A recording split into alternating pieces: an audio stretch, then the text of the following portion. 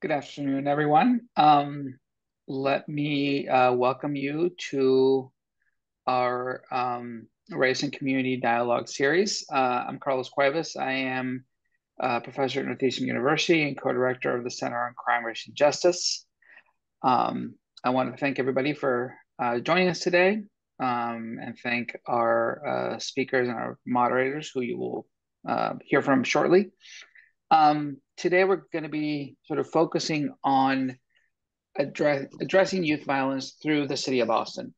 And this is one of those topics that I think is sort of immensely important because through the years, how we have dealt with youth violence in Boston and nationwide has changed a lot and has had sort of a lot of different sort of phases of the approaches that we've taken to dealing with youth violence. Some of them have been effective, some of them not so much. And I think that is true for Boston as it is for many other cities in the country. But I think the speakers that we have today, the panel that we have today, that really represent a lot of different areas and professions that sort of have to take this problem on, I think makes for a great discussion for thinking about sort of the multifaceted approach that we need to take for this issue, both locally and I think potentially as a model for how this can be done in other sort of cities and states across the country. So again, let me welcome everyone, and I will now hand it off to our moderators to get us started. Thanks. Hi, good afternoon. My name is Sam Williams. I'm the Executive Director for Concord Prison Outreach. I'm also the co-director for the Community Advisory Board under the Crime and Race Center. Also want to acknowledge my co-chairperson, Madre Good, who's the other co-chair. And we are excited today to really look at this issue around youth violence as it relates to Boston and what Carlos was talking about. I'm excited that we have three very important key stakeholders from the city of Boston who really play a major role in supporting children and families in the city, representing Boston Police, representing the mayor's office, and the Boston Public School system. A couple of other things I wanted to say real quickly. Although we know violence for young people really oftentimes speak to disruption, oftentimes speaks to a lot of childhood developmental conditions that sometimes are generational or not. I think what we're going to also hear from our speakers is what it means to be strength-based in working with young people, what it means to tap into young people's assets, because we know the young people in the city of Boston are the future leaders, right? And although we can't always, catch violence from happening, we know that they're talented, we know that they're powerful, beautiful, and they're thinkers. And so we will also hear about the amazing asset-based work, strength-based work that's being done. And without further ado, I'll turn it over to my co-moderator, Harry Hodden, who is a colleague, friend. We've done many things together. He's an amazing person, human being, poet, writer, coach, parent. And he's the vice president of community engagement for Children's Services of Roxbury, and also a CRJ member, Mr. Harry Hodden. Sam, thank you. Overly kind introduction. I appreciate that. And Carlos, thank you for your introduction as well. It is a pleasure to be co-moderating with you, Sam. It's worth also noting that Sam mentioned that we work together. My first role in doing this work in Boston, in working with young people, goes back to 2003, working with a program from the city of Boston. And now it's Youth Options Unlimited, formerly Youth Opportunity Boston. Sam, myself, and Madre Good worked in that program, serving young people, again, going on 20 years ago. And I name that not only to recognize Sam and Madre, but also just to say that it's a pleasure to be 20 years in the game and still see the dedication and the commitment to this work from such good and dedicated folk like you, and to be on this to help moderate this panel today with others who will meet from this extraordinary panel who are doing the work today, along with many of you who I'm sure are enjoying this conversation. So welcome again to all of you. Good morning, good afternoon, good evening, whenever you are appreciating this dialogue. I will say that if it's been said before and said well, I'm perfectly okay with borrowing those words instead of trying to create my own brilliance. There's a quote that I really appreciate that I think is well in setting the context for today. There's a book called Conversational Intelligence written by Judith Glaser. And one of my favorite quotes of all time is, to get to the next level of greatness depends on the quality of culture, which depends on the quality of relationships, which depends on the quality of conversations. And today's conversation is going to be more than quality, given our panelists, our esteemed panelists, which I'm really happy to introduce to you today. We have Lenita Cullinane, who's the Superintendent of Bureau of Field Services for the Boston Police Department, Corey McCarthy, the Chief of Student Support for Boston Public Schools, and Isaac Yablo, the Senior Advisor for Mayor Wu's Office of Community Safety in the City of Boston.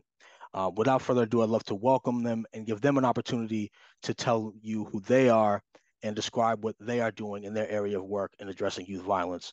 So without further ado, I'd love to welcome our panelists, and I'm going to turn it over to Isaac Yabo to introduce himself. Isaac, welcome, and thank you. Thank you, Harry. Thank you, Sam. Thank you, everyone, for being here. Again, Isaac Yablo, Senior Advisor for Community Safety in the Mayor's Office. I've been in this role for going on about 1 year and 6 months now.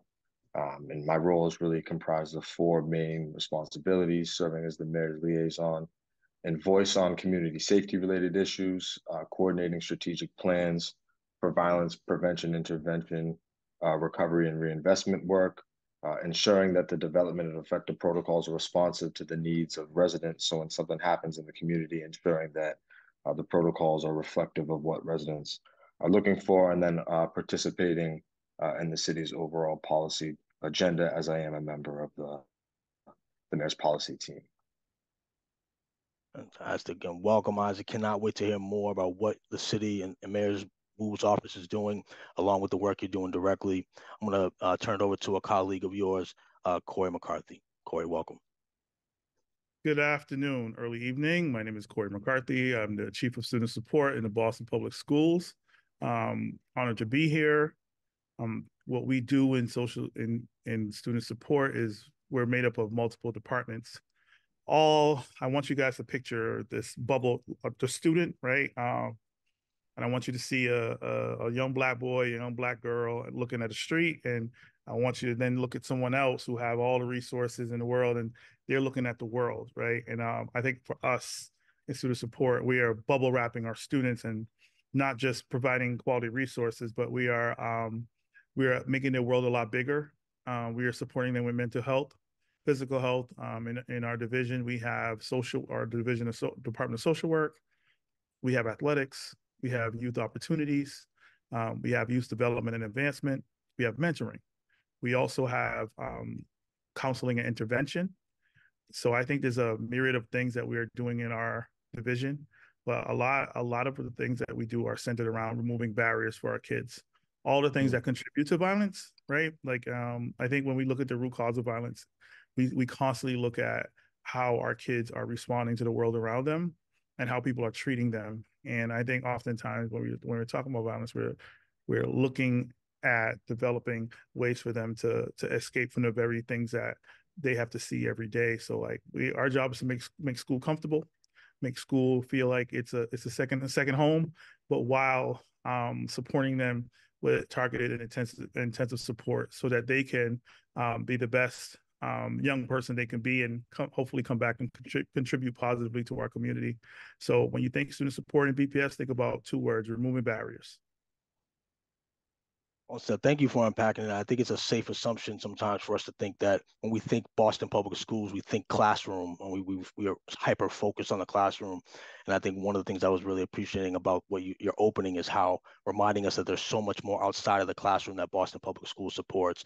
So thank you for that opening, and certainly without far from last and far from least, Superintendent Cullinane, welcome to the panel. Thank you for introducing yourself.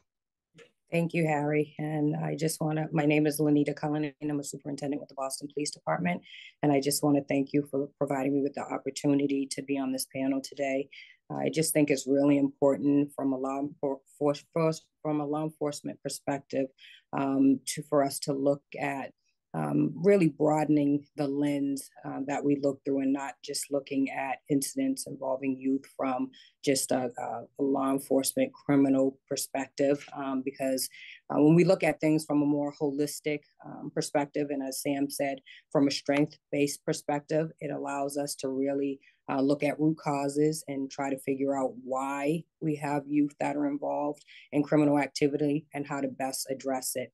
I oversee all of the district stations in the city. And so under those district stations are the community service offices, which intimately have contact and connections with a lot of youth in the city as well as their families.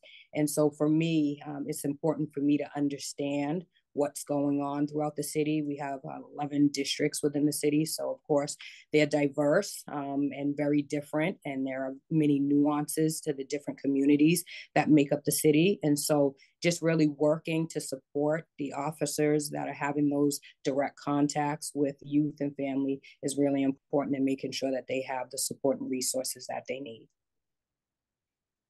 And another acknowledgement to our panelists. Thank you for the introductions.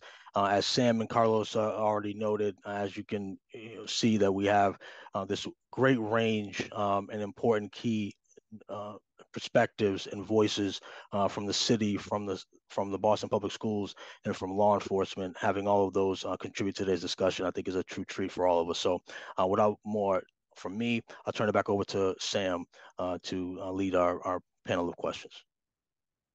Yes, so the next question, and either one of the three of you can take it first. Building off of what Lanita just kind of partially said around, would love to hear from you all, like in your eyes, in the space of the work you're doing, what's going on in the city of Boston as it relates to violence and just concerns around how young people are interacting with each other. And then we know that we're about 120, maybe even less days away from the summer, right? And so the weather's going to get warm, and more young people are going to be out in the community.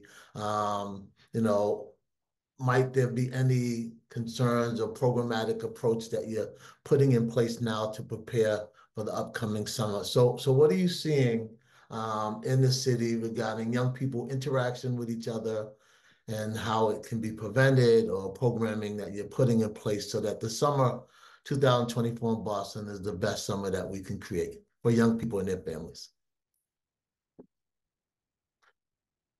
Either of y'all can take it. Anyone that feels courageous. So I'll go.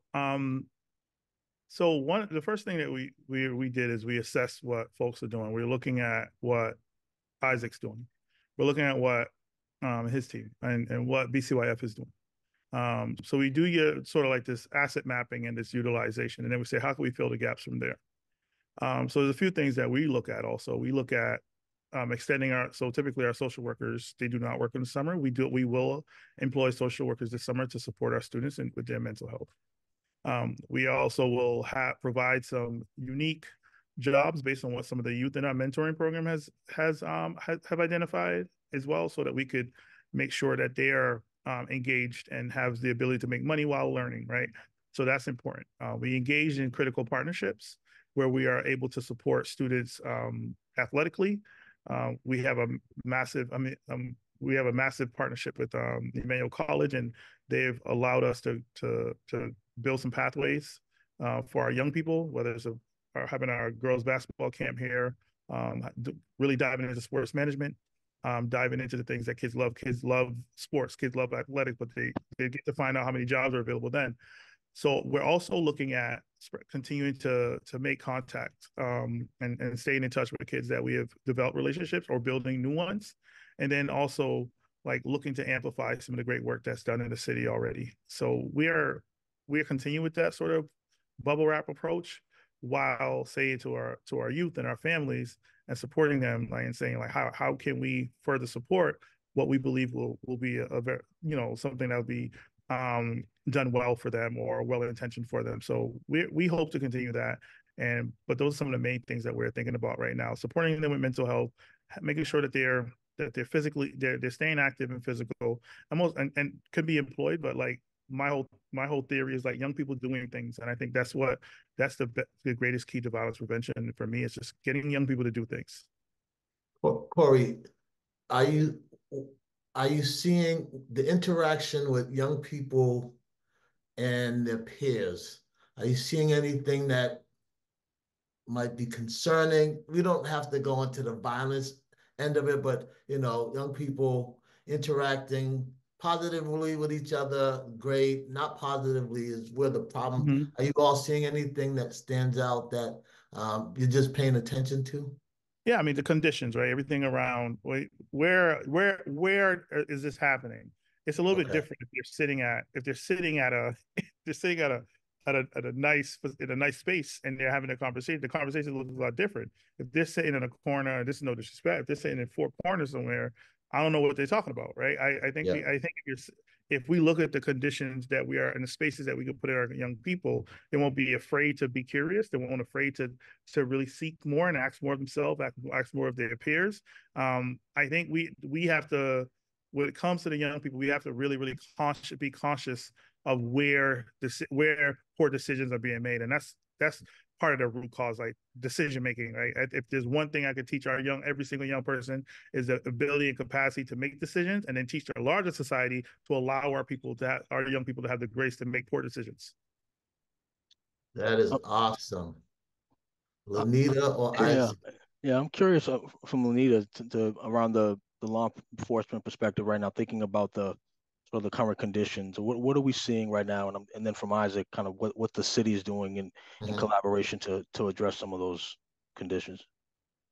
All right. So we have seen some situations that we need to address in terms of youth congregating in areas where oftentimes when you have a large number of youth in the same area without a lot of direction, the behaviors tend to not be in that decision-making processes. Those decision-making processes oftentimes are not the best. And so we've seen that in the past, and we've seen some increases in some criminal activity in different areas. But with that, we're working very collaboratively with the city, with Isaac, with the school department to find ways to put into place programs that are going to guide and direct youth, so that when they do have this time available to them, like in the summertime, they're making better use of that time. So we've actually been working with both public and private partners to this end. Some of the areas that we see where we're having those issues, we're in constant communication. We have, committees set up where we're really trying to look at kind of the best ways to address those situations. It's difficult. It's been challenging, but we've made sure that those lines of communication continue to be open, and not just as we're moving into the summertime. Like, we've been doing this throughout the year. And I think that's the important piece to kind of highlight, is that, yes, the summer is coming, but these conversations we've been having them on a consistent basis throughout the year. From a Boston Police perspective, we do have a lot of programs around the city that we have throughout the year for youth. And I think that when we're looking at some of the challenges that we have with certain youth in the community, we partner with different agencies such as Youth Connect, SSYI, which is Safe and Successful Youth Initiatives, and they assist us in when we're dealing with some of the more challenging situations. Because I think that oftentimes when we think about the youth that take part in some of the programs that we have, we make available to them, those are usually not some of the more challenging situations. And so I think these conversations that we have is how to best address those youth who are less engaged, who maybe don't want to necessarily take part in a fishing program, or don't want to, go to Chez Vu's for, a skating night. And how do we best work to reach them? And I think that we're doing a good job connecting with all of the different partner agencies that we're working with. But I think that, we have to keep doing the work. We have to stay committed because there are just a number of complexities that contribute to some of the things that we're seeing around youth. To add on to what both of my esteemed co-panelists have said, and I got to give a shout out to both of them for specific reasons. So since Chief McCarthy, Corey has been in the role, BPS has done an excellent job of silo busting in terms of the provision of resources to young people in the community. So partnering with folks in the equity cabinet, partnering with folks really all over the city to expand the number of available opportunities for young people has been quintessential. And then the role of BFS, Bureau of Field Services, and everything that we do, the information sharing, both on the captain level down to the CSOs and the uniform officers, has just been, more than instrumental within this work. So I would say, just in terms of what we're doing for summer, to what Corey said, it's a completely holistic approach. There's every single department across the city has a role to play in ensuring that this summer 24 will be safe, healthy, and active for not only our young people, but also just all residents in the city of Boston. And so we've had multiple planning meetings internally with city departments. And then what we usually do around Memorial Day is we release this plan. In full transparency, I really don't like the idea of a summer plan, because oftentimes folks are like, well, what's the year-round plan? And we need to have a year-round plan, which is why we have this plan to end violence that we're working on that really hits on all the spectrums. But one of the other questions you asked, Sam, was some of the trends that we're seeing. And there's kind of three main things that I'm noticing, just in terms of not necessarily the deep-rooted underlying issues that contribute. And we'll talk more about poverty and mental health later on. But social media is a really big thing. The young people, the way that they communicate with each other is on social media. And so for folks with gray hair like me, it's tough for us to keep up with what the young people are doing in terms of their online activity and how they're communicating with each other. I think to that point, healthy ways to address conflict is also something that is really lacking a lot of young people because of what we see online and what they see online. The way to address conflict is to engage in some of the activity that the superintendent alluded to, which is not a reflection of the young people, but just kind of more of a reflection of their circumstances. And then the last thing is the disconnect between parents and their young people. And I think that was really exacerbated by the pandemic, just in terms of folks being inside, getting cut off from some of the social service related resources that they were connected to. And now, as we kind of transitioned out of it, just trying to kind of build that rapport back between parents and some of the young people in these communities. So I'd love to hear a little bit more, even from Corey, if you don't mind, about kind of going a little bit deeper into those challenges, particularly around, Isaac naming social media, and now we're post-COVID, and we know that has had exacerbated things as well. Curious, from a ground level in the schools, how are you seeing those particular things or other challenges impacting youth violence? Somebody told me the other day, a freshman in college who went to BPS, and he said the soul of our community now found in the comments. And he's talking about the comments on social media, to YouTube videos, we got to dig a little bit more to find out what are some of the real issues. For instance, folks are looking at the high level things, when internally there's this YouTube war going back and forth, and essentially these kids are telling on themselves. But some of the challenges that we tend to see is mental health issues, and not really, and try to like destigmatize that in our community. It's seen as being, oftentimes many times it's being seen as weak, and as an effort to try to not prove to not be weak, poor decisions are made.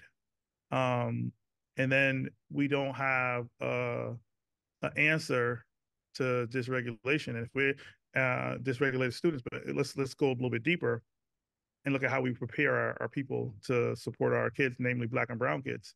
I don't know one educator prep program that's able that's be able to prove to have mastered the relationship piece with Black and Brown children.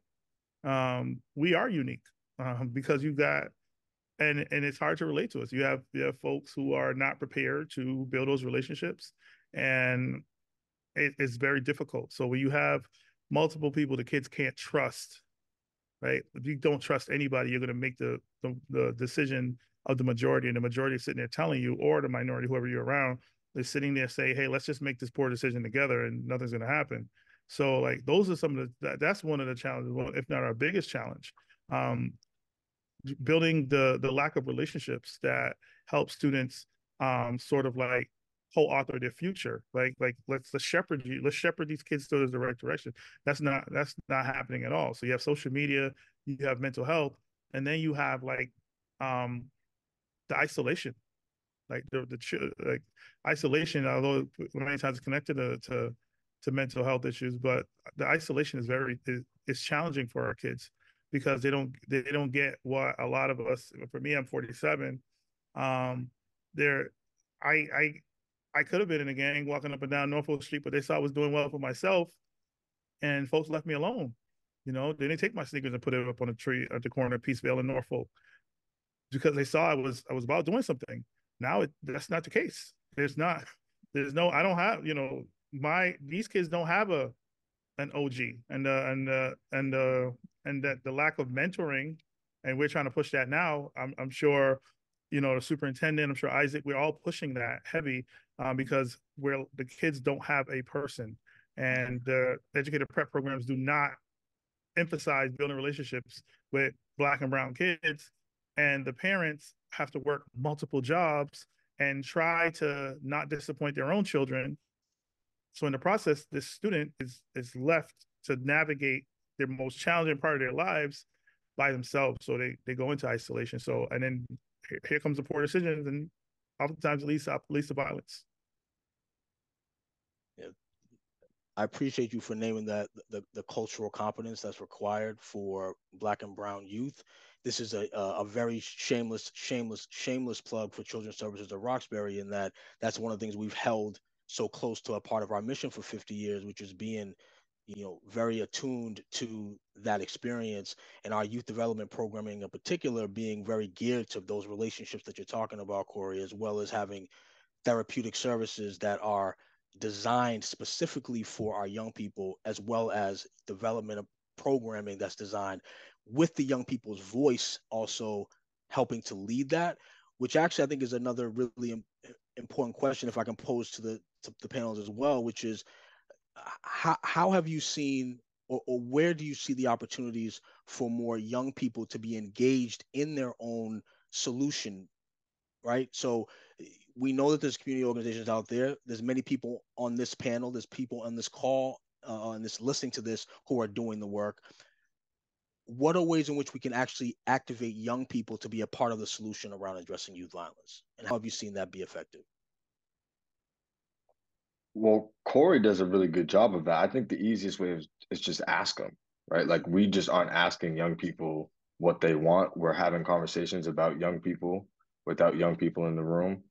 And then what happens is when you do have a conversation with a young person, if adults aren't there, then they don't believe that it happened, right? So there's all of these different kind of layered nuances to this, but I'll kick it to Corey or superintendent because they do a very good job of that between the officers, the CSOs, and Corey's student support team. I think it's about providing spaces for them. I'm probably echoing somewhat what Isaac said, and just showing them the level of support um, that and it's got to be continuous support, right? It can't be something that's, intermittent, and making sure that they understand that you're there for them for the long haul. So just by way of an example, I was at an event yesterday, and we were reading out loud, and there was a young man there who was reluctant to read out loud. So, we went around the circle, and he said he would pass. So what I said to him is, let's read together. And so what we did was we read the book together. We were reading out loud. And so he initially said he was embarrassed and he didn't want to do it. He had done it before. And I'm not sure what the circumstances were. But in that moment, he just needed to feel supported. And by me reading with him, every time we went around the circle, he would read again. And it got to a point where he felt comfortable enough to read on his own. And so just that continuous support, I think, is necessary. So just making sure that when we do open up those spaces, that it's not just a one and done. It's a way for them to continue to come back, and that relation building aspect of that process really provides the foundation for you to build trust, for there to be respect, and for there to be a level of growth amongst the individuals that are involved in that process. I would also say, like, go ahead. No, good. I would also say we have to help in order to help our young people feel like they're part of the solution, to Isaac's point earlier, it is by having the real conversations and try to flip the very things that we're upset with children about into like assets for them. I talk to a lot of parents, and it's just sort of like, well, my kid's on the game all the time. So I talk to the kid, I'm like, hey, how about you learn how to make this game? Right? Like, let's just learn how to code, right? And let's bring them around people to that will help them understand. I think when we are talking to our young people, we should always hit what they respect a lot. And we don't know anything about them until we know what they respect. What they respect is essential questions, right? Think about this perspective, right? If you're in a classroom and somebody's doing some y equals mx plus b math, and the student is like half asleep, right? And there's no disrespect to math, but the essential question should be like, how could I use this in the real world? Our kids want to say that so bad. How could I use this in the real world? You shouldn't be, I think you guys should learn how to, measure the circumference of something. Yeah, but tell me how I could use it in the real world. So we're talking about the things that people are deeming that young people are doing too much. Video games. All right, let's learn how to make video games. This year we brought esports to the district, where we're able to help our kids to become like junior cloud engineers and learn how to make the video games that they play. I think listening to the student and seeing what their value, especially our students who aren't from here, like what they value at home. If you value a wooden spoon at home because you feel like that, like it's able to stir the pot better, like let's talk about that. Let's have the conversation. If you think that being around, one of the things we did recently, we did a braiding program where bought some young women some bundles, and a stylist came in and showed them how to braid hair and get them a own YouTube page. I didn't think of that. the kids was like, hey, can we do it? And who are we to be like, no, So I think to the larger points, I agree with both our my colleagues here, is just sort of like, how can we listen to the kids and then not break our promises to them? Like, our kids struggle with transitions, and they struggle with the infrequency of adults in their lives. They can meet all of us on this panel. If they don't interact with us more than 3 times in the summer, we don't have that. Don't consider yourself having a relationship, right? I think we have to think that way. How could I see that kid again, so that they know I'm for real about caring and loving on them. And I would say, just to kind of follow up on what Corey said, is providing them with opportunities that they see are beneficial to them, right? We might come up with some things that we think are great, but do they think those things are great? And then the other thing is allowing them to understand the why, right? Where this generation needs to know the why. And sometimes we fail to explain the why. And they may not agree with kind of what it is that we're doing or how we're doing it, but just having that knowledge base, I think, kind of opens up the conversation. And so I think for youth, I found I've been talking to a lot of them. They have to know the why. I know growing up, you know, when I was told to do something or this was the best way to do something, I didn't necessarily question it. But this generation, they have to know the why, right? And I don't think there's anything wrong with it. It's not done in a way that's disrespectful. It's just to have that depth of understanding. And so I think that weaving that into the process of what we do is really important. Mm-hmm. I was brought up not to ask questions, right? I was brought up, it was like disrespectful to ask a question. And now we're begging kids to ask questions because we don't know what they think anymore, right? And now we're obsessed. And then you blend that with like this need for compliance, especially our Black and brown kids, like this need for compliance, right? That doesn't know what or given permission, right? Like people don't feel well about how a kid responds to them unless they feel like they gave them permission to do something. So like we have to like be realistic about what our kids have access to. What I got access to at 17, these kids are getting at 9, 10, 11 years old. So we have to really, really, really identify the very things that they understand, the very things that they respect, what their families respect, and then come at them in a real way because they kind of don't need us. You know, they kind of don't. And we have to convince them why these things are important. We just have to do a better job. Harry, there is a question that someone from the audience posed. Did you see it? I did not. I could read it. Okay. Yeah. So it says we are seeing youth violence related. It says someone in the audience asks if we are seeing youth violence related to gang involvement or substance abuse issues, specifically as it relates to school safety and in community. How are these issues being resolved? Great question. I guess I'm in a school system, so that's me, right? So, you know, we're trying our best to identify, to not just put Band-Aids on situations. Oftentimes, a student is joining a gang because, quite frankly, that's where the belonging is. They're chasing they're chasing to be. They could be themselves around those folks, right? Whether or not that's their true self at all. So what we try to do to mitigate some of those issues is to really, really build the real authentic relationship so we could have conversations around them escaping and sort of like problem solving with them.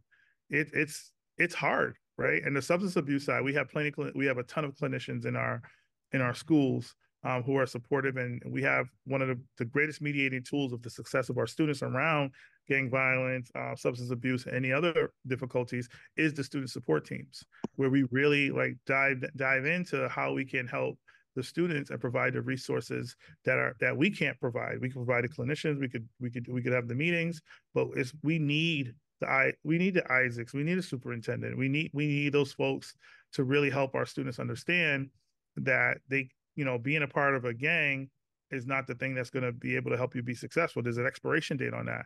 And honestly, when a student's a part of a gang, we have to understand the psychology of what it is to be in a gang. If you're in a gang, sometimes because you're looking for some sort of acceptance.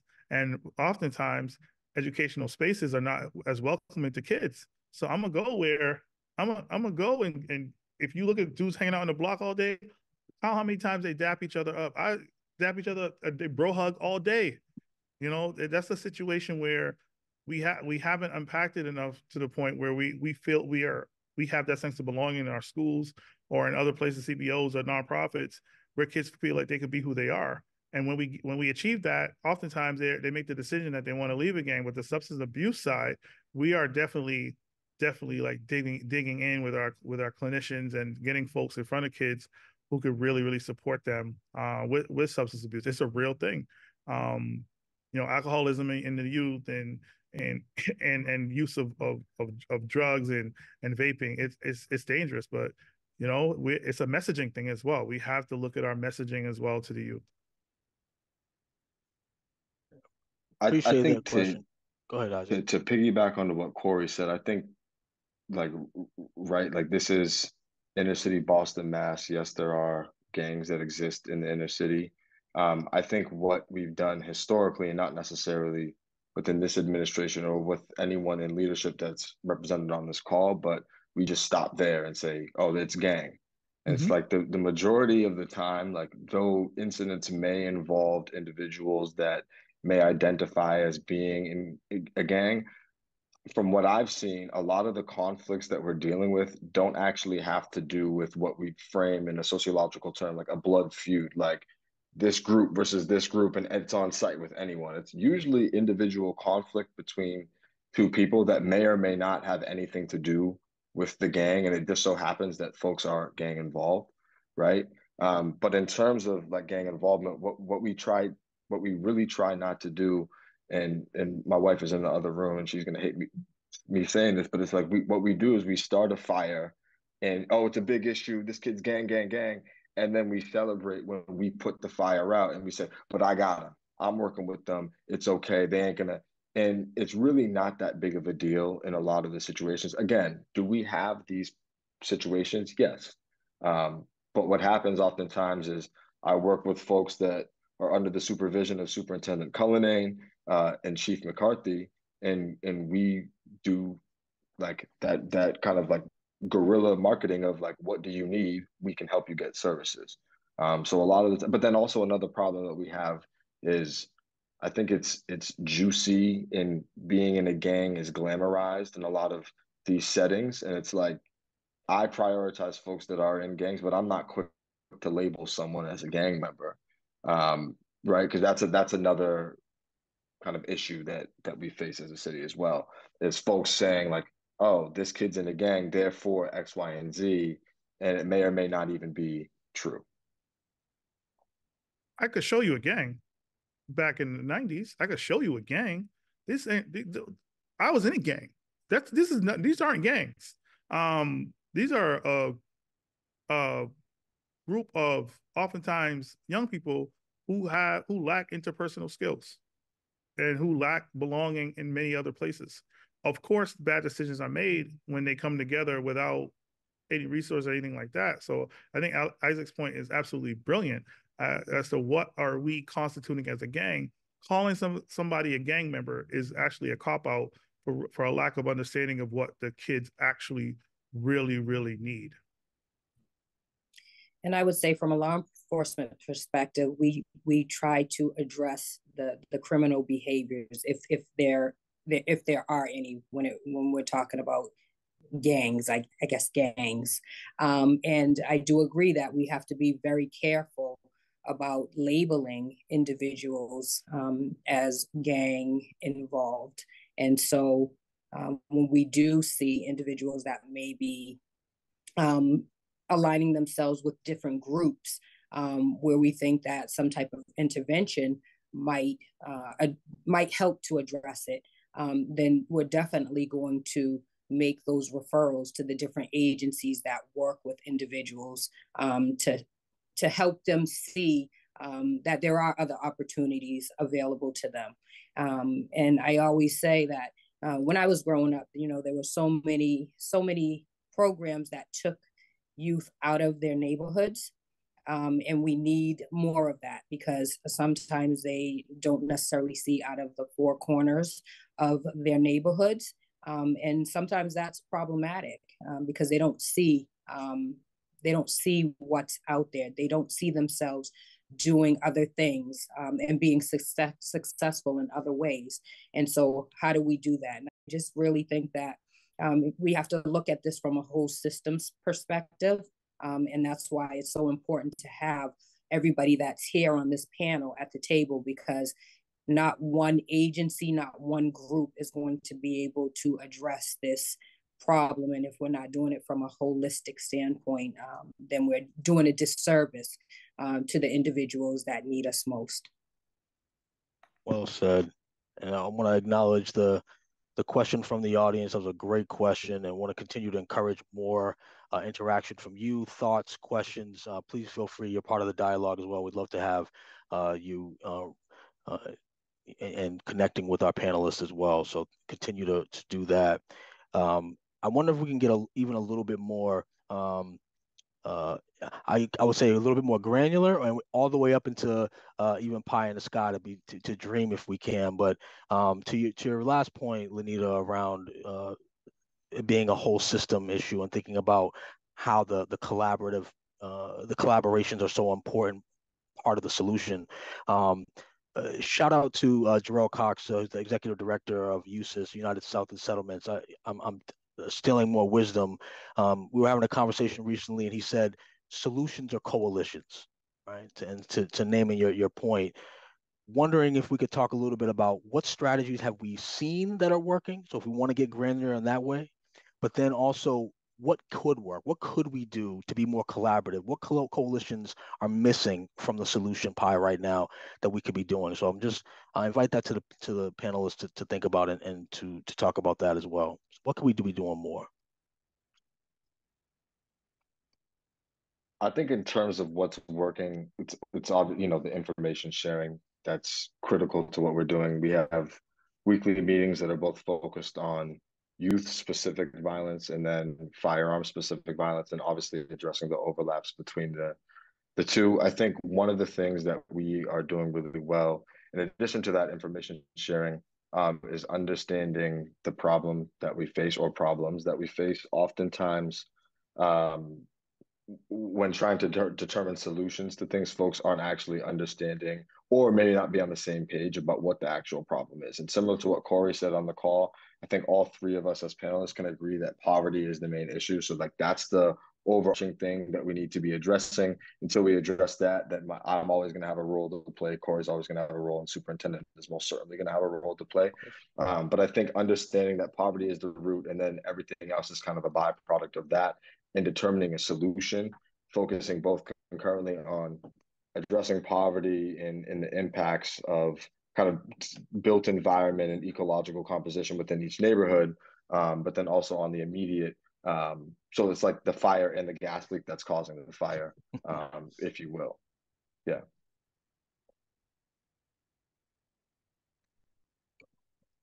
I think there's never going to be there's never going to be a solution until there's nothing happening, until there's zero violence, right? So no matter what, we could have. I think the numbers are down, right? But then there'll always be something else, because I think that's the right approach, where we have to. If we continue to do things well, if this graduates, and the only thing I got to worry about is a kid stealing a pack of Doritos from the corner store, I think we'd be all right. But you know what? What's going to happen? Somebody's going to be like, it's going to be an epidemic that the kids are stealing Doritos from the corner store. You see what I'm saying? So like, I think what we are doing well is communicating. I think the relationships between the BPD, the city of Boston, the Boston Public Schools, and I know there's some criticism around this quasi-fractured relationship between us and BPD. No, because you know what? A lot of BPD I know grew up around the way with me. And you think I'm stopped talking to my 30 BPD friends? No, or that's not how it works. So I think what's working is that we do have some strong relationships. Could it be stronger? Of course. Everything is a continuous improvement model. But at the same time, I think people understanding and naming and calling others out for their mistreatment of kids is something that is contributing to a positive paradigm shift, because kids now are starting to feel protected. And I think and they get access now to opportunities. I'll tell you one thing, it's a great time to be a kid. It is a great time to be a young person.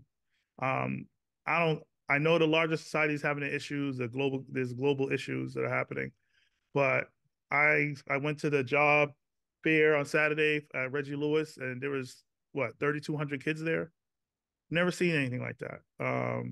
There's 3,200 kids at the Reggie Lewis looking for jobs, asking questions. You know, some young men showed up in a suit. So what are we doing here, right? Like, what are we saying here? Like, we are saying that we're giving our kids the opportunity to make decisions without it being consequential, because that's how great things happen when there's some failure mixed with some positive behavior. And I think so. Those are the things I believe we're doing well. Continue to build opportunities, and continue to discuss opportunity. Continue to discuss trajectory. But where it becomes problematic is like, you know, there is a certain fear of Black and brown kids. There's a certain fear of them, and then you know, if everyone decides that they don't want to dog whistle to kids, we'll be in a much better place. Let's just build a relationship. These kids are real people. Who have real families that they're trying to support or make proud, you know, and we can't run away from that. So I think the solutions, we have to give ourselves the opportunity for them to happen. Isaac's only been here for a year and a half.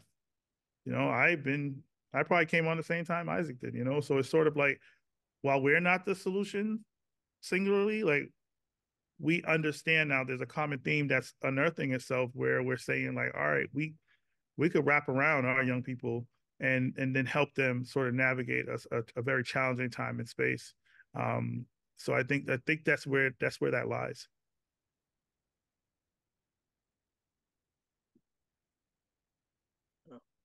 I think that first, it's really important that I want to just be clear that that we haven't everything. There's so much good happening between all these different departments. So that's not to say that there aren't solutions that aren't currently working. Part of the question I posed, that was just to help us even think about what could be happening, just to kind of put us in that space and frame of thinking. But again, there's so much that is happening just between all the different panels and the departments, that it's just worth just saying, that is not a knock in any way on that. I think it's also important, and Sam, I know you and I have talked about this too, around how much we have young people to be a part of these kinds of conversations. And this is no knock to anybody on this call, but one of our participants in the audience pointed out that there's no young people on this panel and asked that question. And all of us may feel young at heart, but I'm not sure we could all necessarily describe ourselves as young at the moment. The gray hairs are giving us away, Corey and Carlos. But no, but real talk, we don't want to dismiss the fact that that is a brilliantly posed question, and something that was not dismissed. It is something that we also named as an important piece, that the youth voice is missing from here. We're not running from that. The one thing we do know is that the panelists that you see here, they are by proxy, because of their work, representing the youth voice. They are not speaking as youth per se, but they certainly have enough interaction with youth on a day-to-day to be able to at least certainly represent that voice here. And also, you heard early in this conversation our appreciation and recognition that just asking the youth to be a part of the engagement of this work is part of the solution as well. So we know that their voice is missing from this conversation, but it is certainly here in spirit to say to so. Hey, and Harry, if I can qualify just lightly, and then I'm going to transition us to the next question. So I'm a lifelong city of Boston resident. I grew up in the city of Boston, so I went through the Boston public school system. I'm a young person who had some challenges as a youth, and so I had plenty of interaction with the BPD and the court system. And I worked for the city of Boston. My first job was to the mayor's office back then with the red shirts.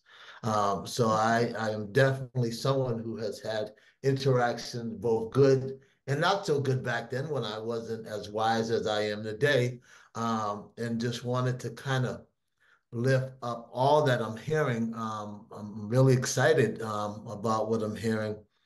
I have some other questions in my mind. I don't want to deviate, but if I can bring one of them back, I will. So there's a question around poverty, and we know mental health came up, right? And dysregulation and that stuff, right? Um, what are the strategies to address some of these underlying causes? And let me, okay, let me just add this. So dysregulation is a condition that can occur in the utero, right? And it can persist throughout the entire time period of a child's life. Dysregulation also is not always an external behavioral response. It could be an internal way that someone deals with not feeling safe and not feeling safe in their bodies. And we know that, trauma and these exposures, right, good or bad, is not just a cognitive thing, it's a bodily thing, right? So environments and home life and communities do shape children in ways that sometimes is not always noticeable. Um, so what are your thoughts about poverty and the practices that we need to empower? And then how do we empower the families, right, to help to start to understand what dysregulation might look like or what, internalized negative self-imagery might look like. So yeah, so the question was around, poverty, mental health, strategies. What else do we need to do or know, or can we do or know about that? I think the adults who serve our students have a better relationship with poverty than our kids do. Our kids, and that's a problem because our kids do not have a relationship to poverty. They're byproducts of poverty. They need to understand poverty and how poverty has impacted their lives. As a parent, you tend to want to you buy your kids the Jordans. You buy the kids all the things you can't afford because you don't want them to feel how you felt. As someone who had one pair of pants in ninth grade, my son, I get mad when I tell him I want to get him some joggers or whatever. So the situation is that we are on not just living in poverty, we are on poverty. And if you talk about the neurological effect of that and what it does to our people and how heavy that is. On the adult side, for example, the one thing about poverty is debt. And thank God for a men's group that I have, and I just have a group of friends, we're in a group chat, and the pain from owing, the sign of owing someone, it is the burden of that. And debt is psychologically punishes you, right? And then you look at our young people, and we look at the growth of their brains from a neurological perspective. The amygdala in the brain, right? That's your fight. That develops before the prefrontal cortex, where you make good decisions. So, and because of poverty, this is proven. Because of poverty, the amygdala is triggered for a longer period of time. So our kids are living in a constant fight or flight mode, which slowly dismantles their ability to make good decisions, and which comes from poverty, right? Like being on poverty, not just living in poverty and being on poverty, is leading our kids to be someone that they're not, because the only thing that could ease their situation is if they start looking like everybody else. I had a kid who came who used to come to he transferred into one of my schools, and he wore pants and a shirt every day, tie, whatever. One day somebody, the other kids loved that he wore that. He represented himself well. He got robbed on the train one day. Next time he came back to school looking like everybody else. Couldn't be himself, right? So we're looking at how we are responding and helping our kids build a better relationship of understanding what poverty is. I think that changes the dynamic, because now a lot of the kids that I work with, the only thing I could engage with them, like the immediate engagement I know I could get, is if I start talking about money. And I start talking about having. And then on the flip side, I tell the white folks I work with, if you really, really want to have some community confidence to understand our kids, have a conversation about that time you had $50 in your bank account. the kids will be like, "Damn, you're not rich."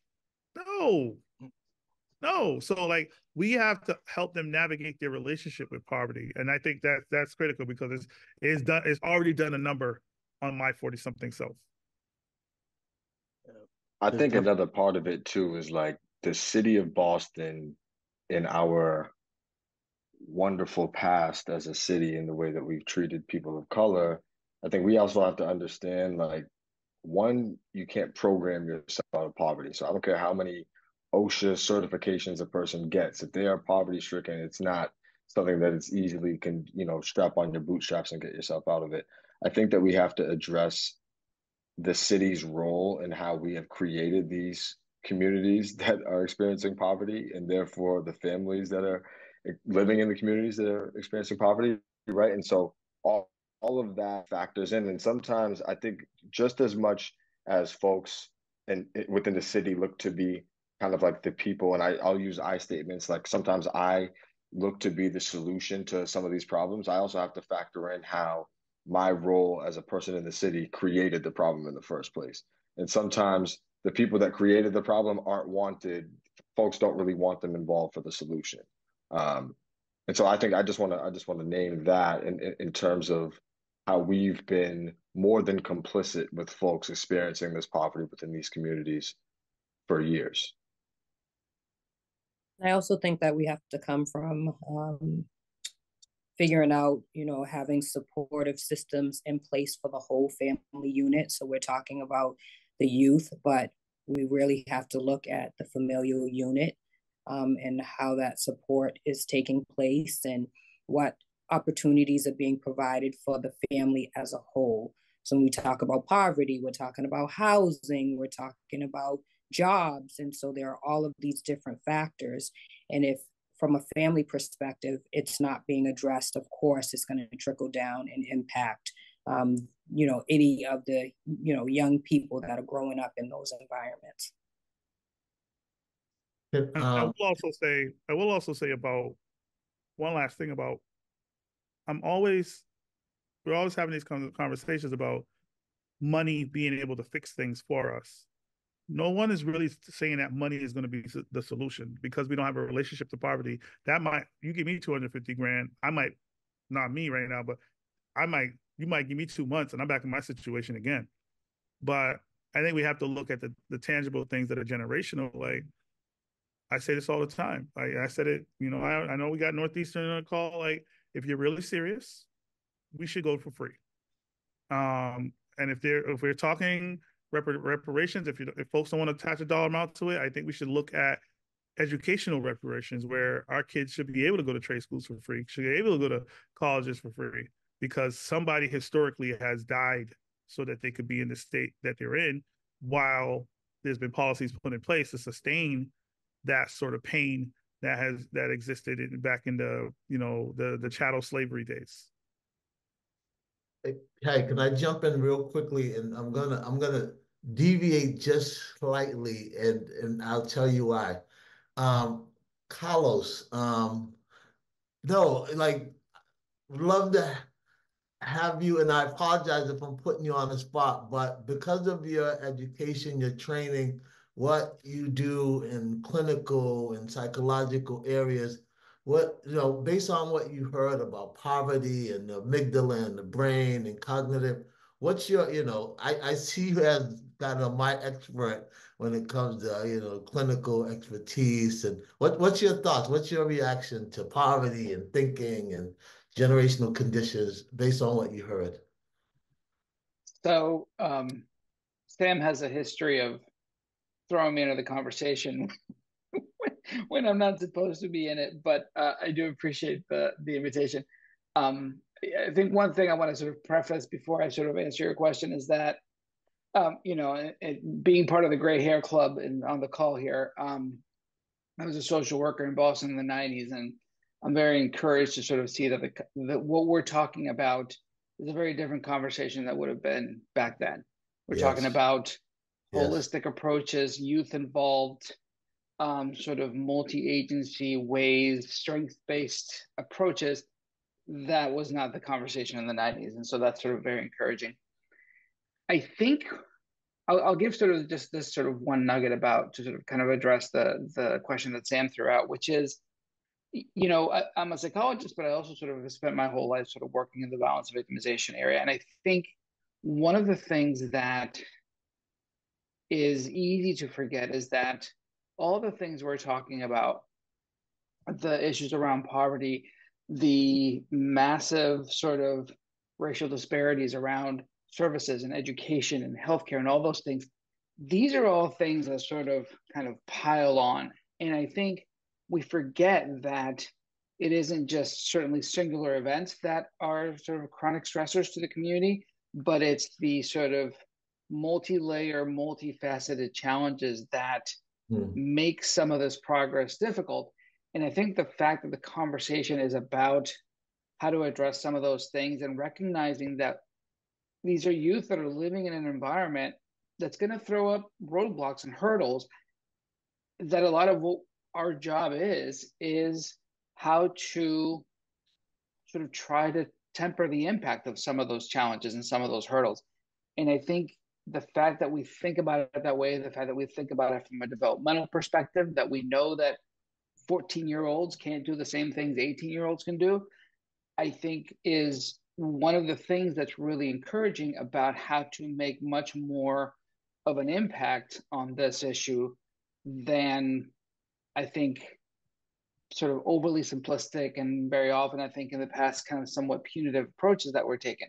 And so for me, a lot of it is that understanding of the environment and the developmental sort of trajectory of kids is part of, I think, how we've gotten better at dealing with this issue.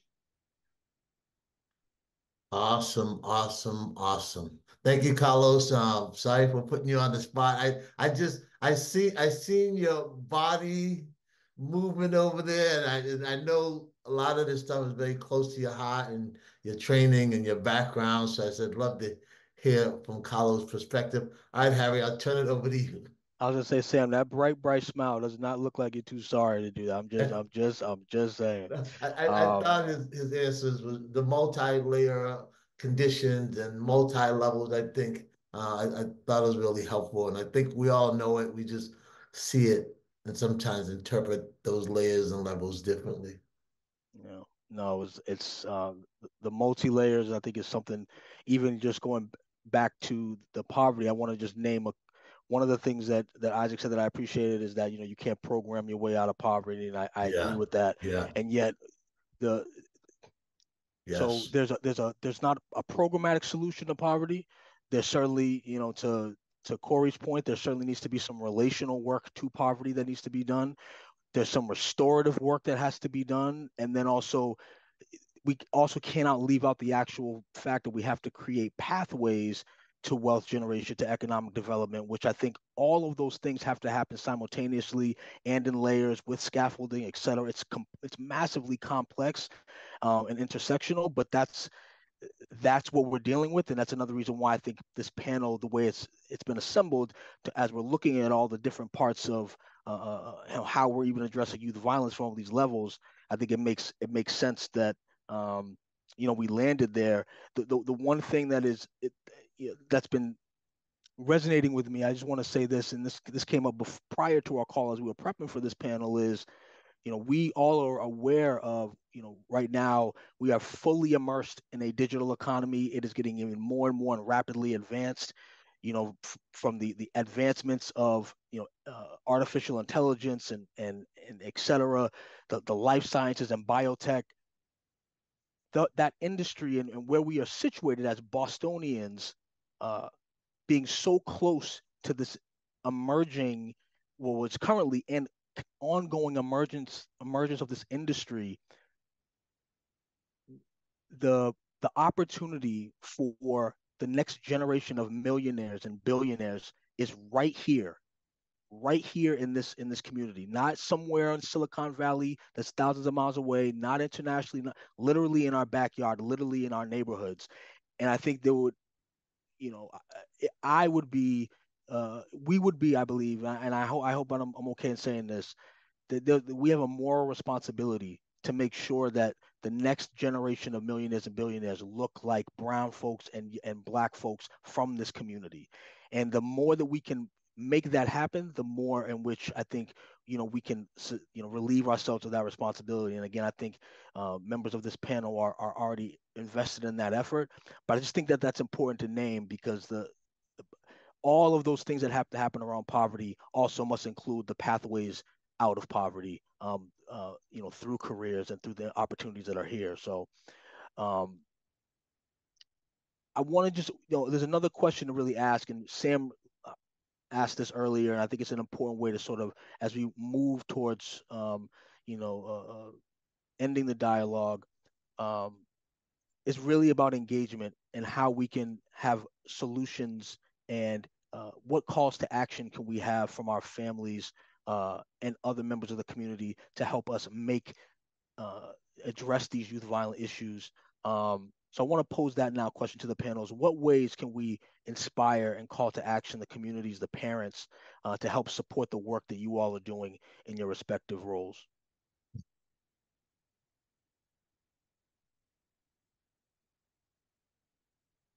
For me, it's really tough to do my job without community. It would be similar to what we talked about earlier, just coming up with something that's not grounded in community. I think all of us on the call kind of take the FUBU approach, which is for us, by us. And so in terms of summer specific planning, we have a whole bunch of community meetings that we're doing across, I believe it's 10 different city neighborhoods, primarily the neighborhoods where violence has happened more frequently.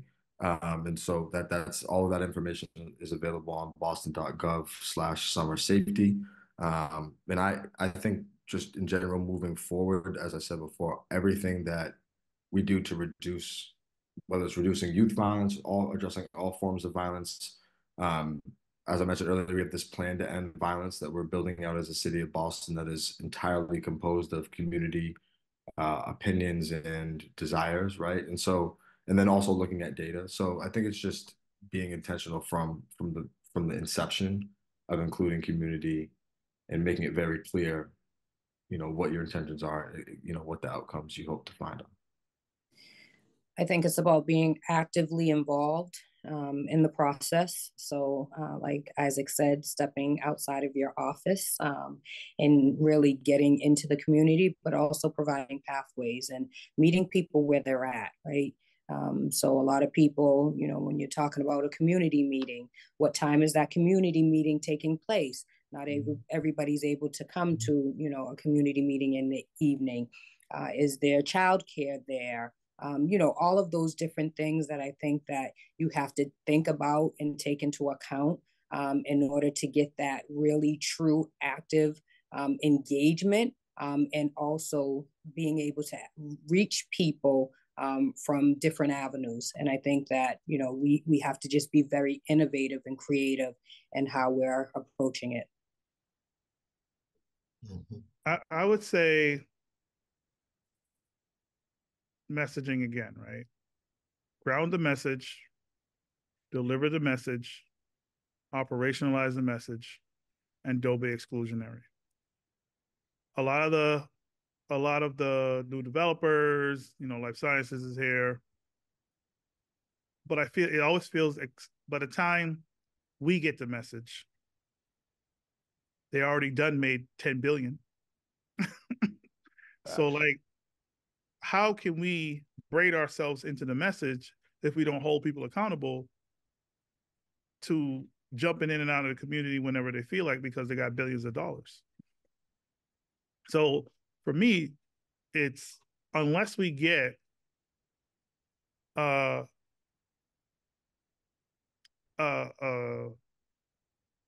message or MOU, there needs to be an MOU with our community, those who are on the ground level, those who work with the kids furthest away from justice, those who work with the parents who can't get a job or who can't be elevated at their job.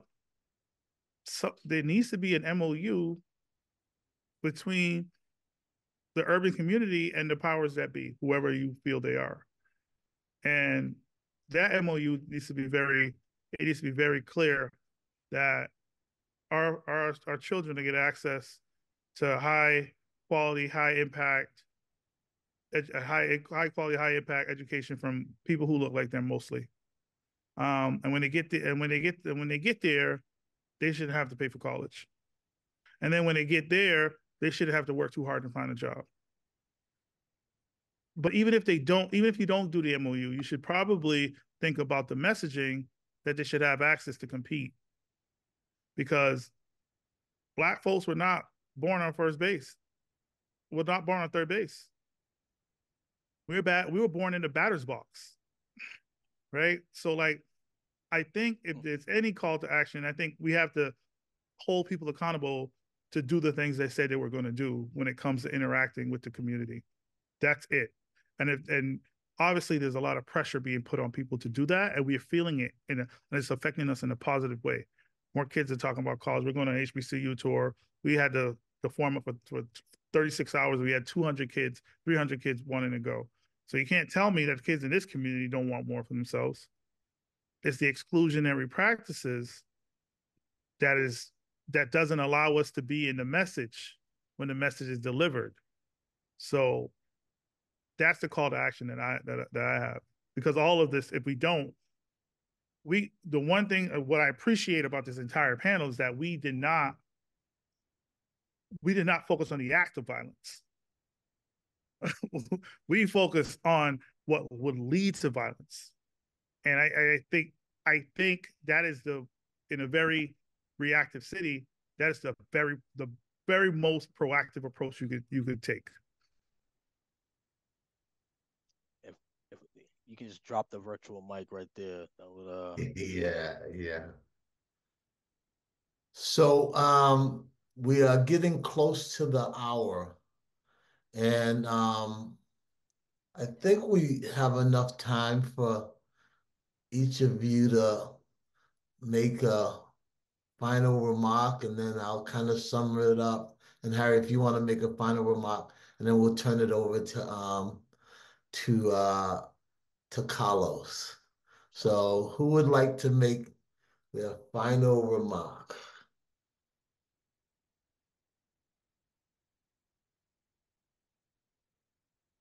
not all at once though. I can start. I can start by just saying I appreciate my not only my colleagues in service within the city, but just as co-panelists, I appreciate their perspectives, and to Corey's point, not focusing on just the negative stuff, but focusing on the stuff that's also negative, but leads to the more polarized negative stuff, I should say. So I appreciate the conversation, and I can be reached very easily if anyone wants to continue this conversation.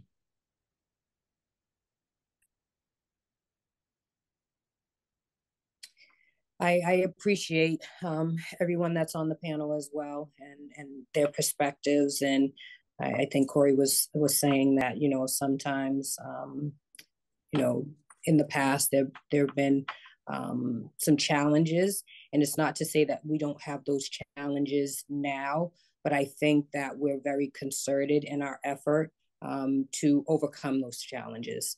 I appreciate everyone. We all are looking to do what's in the best interest of youth, adults, anyone in the community, residents of the city of Boston overall.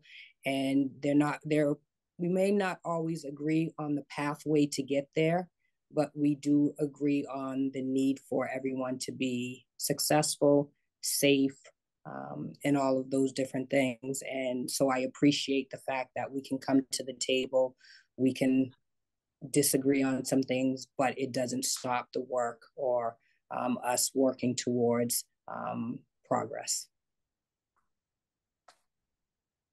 Thank you for allowing me to be here and represent our district. And, I will tell people I talk straight when it comes to BPS, and we're not perfect, right?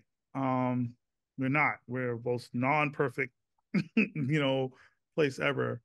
But what I will say in my final remarks is to really, really, when you talk to young people, be intentional about your conversations with them. And if you get a good answer, ask them why 3 times. Go a little bit deeper with young people. Mm-hmm. And then show up in places that they don't think you should be. and you'll find that they'll notice you in a crowd of 1,000 people. So, yeah, I would definitely go deeper with young people. Harry? Yeah. No final remarks other than just to thank the panelists for, again, the wisdom, the work that you're already doing, the work that you will continue to do.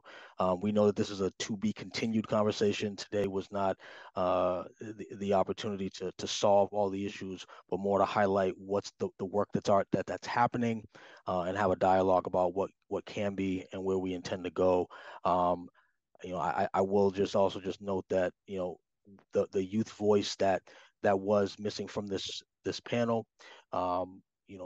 We know that there's plenty of opportunity in the future to highlight and bring more of that voice to conversations like these.